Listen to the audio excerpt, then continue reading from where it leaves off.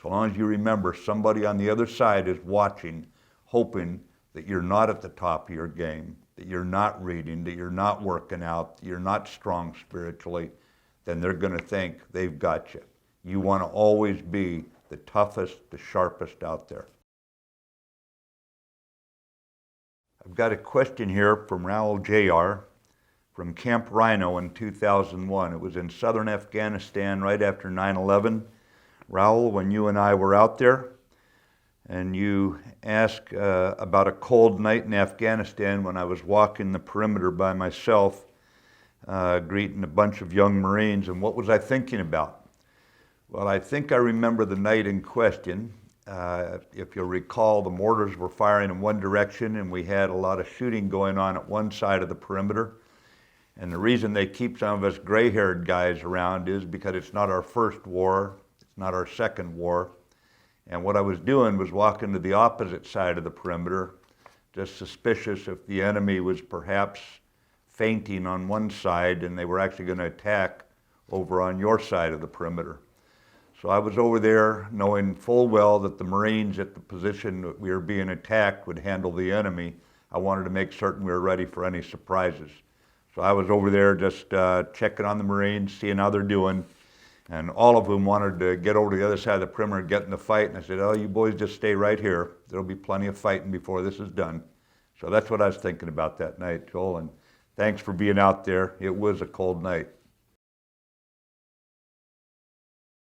Jonathan Herrera wants to know, what is the one leadership lesson you learned as a general grade officer that you would wished you have known your whole career? You know, you learn all the way through, Jonathan. At each rank, you're learning more. And if there was one lesson that came more and more into focus over the years, it was one I learned by watching similar-sized units. Like, for example, I watched dozens of platoons go through certain ranges, or I saw companies, dozens of companies in fights. I always wondered what made one unit better than another. They were all well-trained. They all came through the boot camp. All of them had been recruited from America, and they were quality young men. So what made them different? It was the junior leadership, the junior NCOs, the junior officers whose coaching, whose animating spirits brought out the best in their troops, who had admired leadership.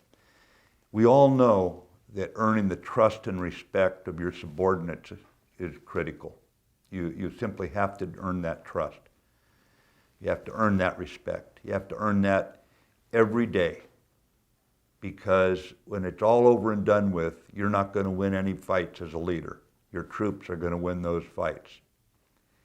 But there was another word I learned to prioritize as I evaluated units, and that word was affection. It's not popularity with all the favoritism that comes with trying to be a popular person as a leader. That's a road to failure. But affection that you create in a unit, an affection so strong that the troops will stick by one another. They'll carry out the mission even in peril. And I bring this one up because I believe that that kind of affection brings out self-discipline, where people don't want to let down the unit.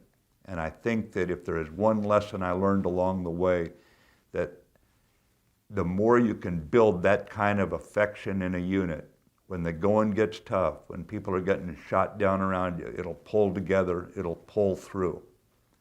And it'll be a lot smoother organization, it'll move more rapidly.